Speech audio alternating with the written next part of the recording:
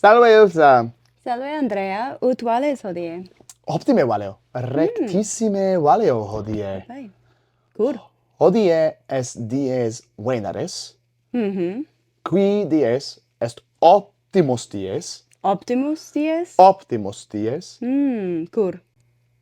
Quia est optimus dies. Sed cur? Quia est ultimus dies septimannae negotiosae. Sed cur? Esne tu puella duorum annorum? Minime non sum ecce cafea. Ah. Non licet puellae duorum annorum bibere cafeam. Vabbè, sodalis. Et ego cafeam bibo, ergo gaudeo. Et ecce poculum tuum. Es poculum pulchrum. Est, Est ut censeo, ut puto ego, esse optimam hominem,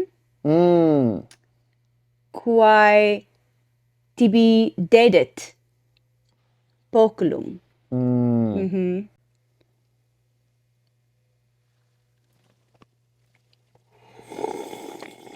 Quid censes tu?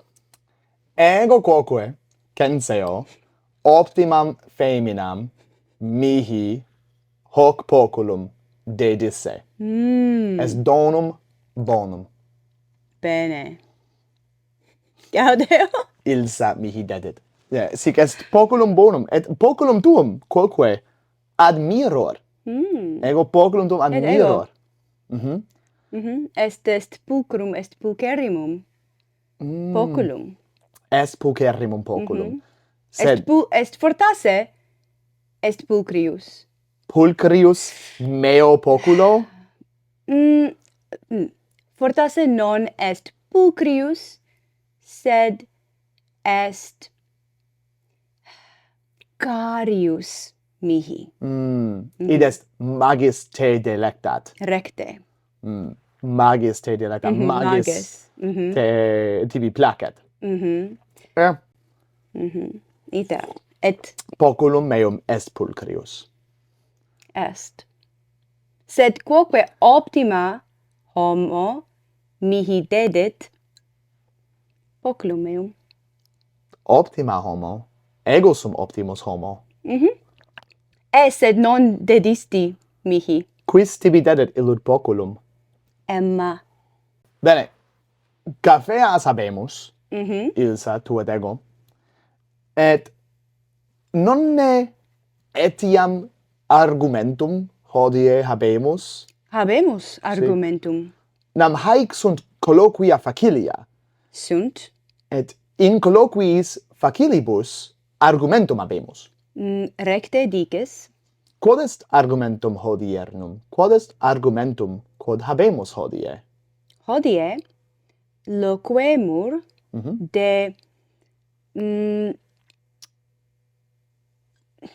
de re quae nos maxime terret. Terret.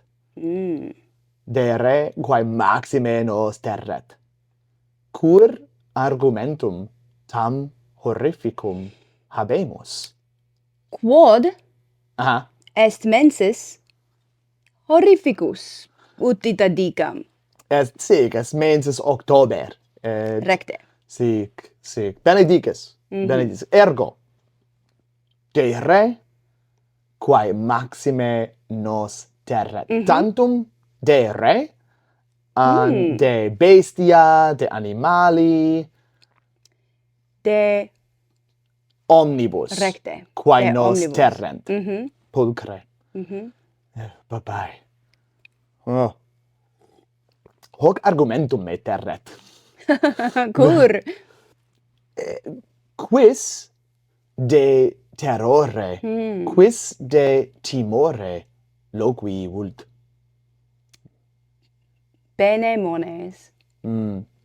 Ilsa, ego primus respondere nolo.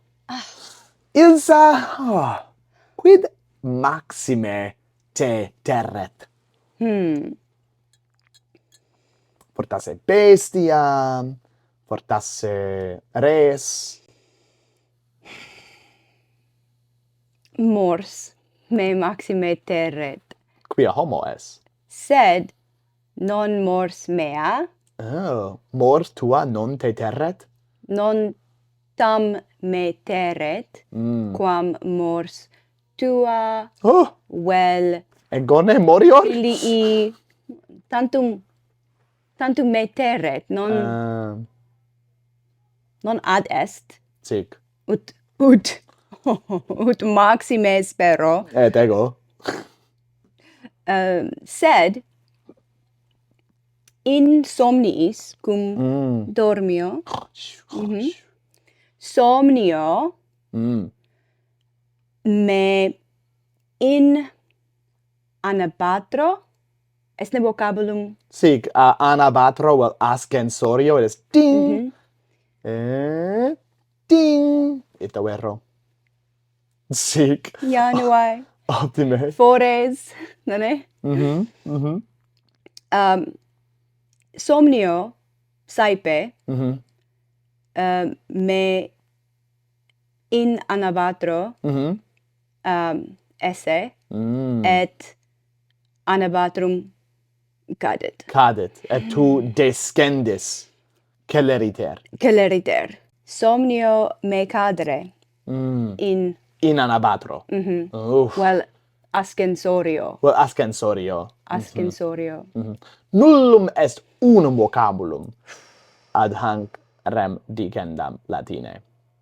Multa sunt vocabula. Bye. Ilsa, primum, est difficile loqui de terrore. Ergo, gratias tibi agere volo, quod mihi dixisti de terrore tuo. Est difficile loqui de terrore. Est. Sic. Et sed esne paratus Sum paratus. es. Sum.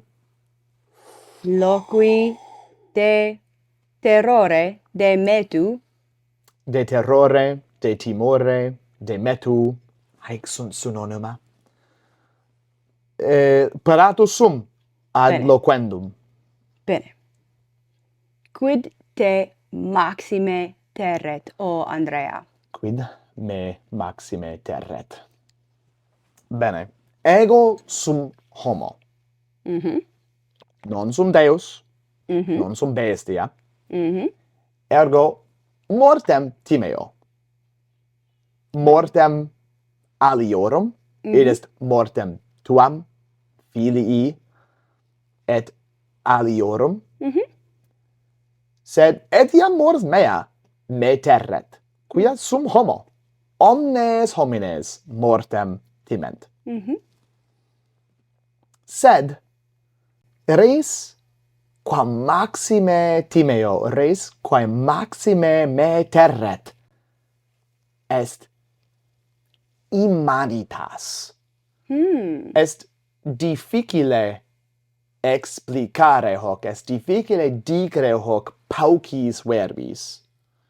Sed immanitas vastum me terret, exempli gratia, mare.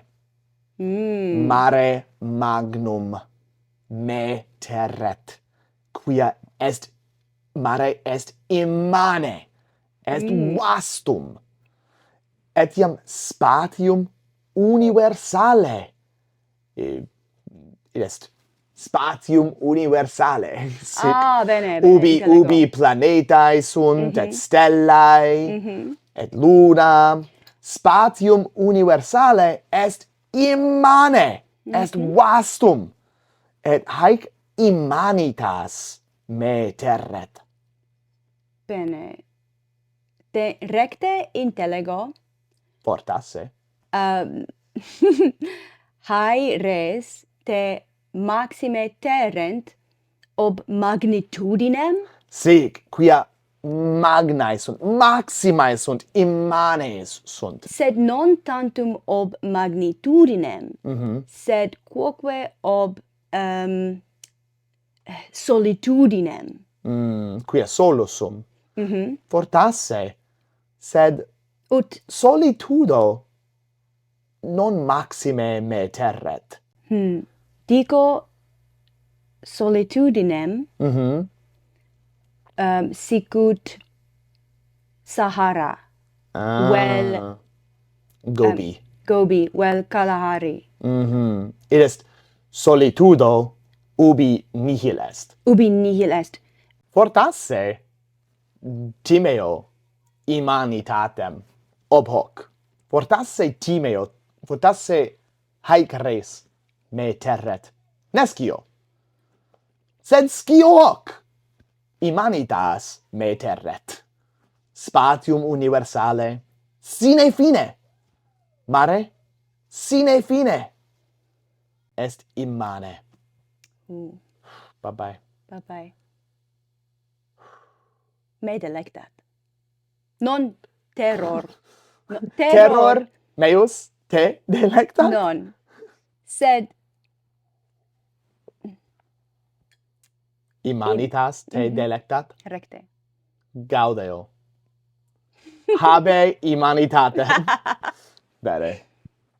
Satis est hodie, Ilsa. Placuit colloquium. Et mihi placuit colloquium. Optime. Gratias tibi. Et gratias tibi, Ilsa.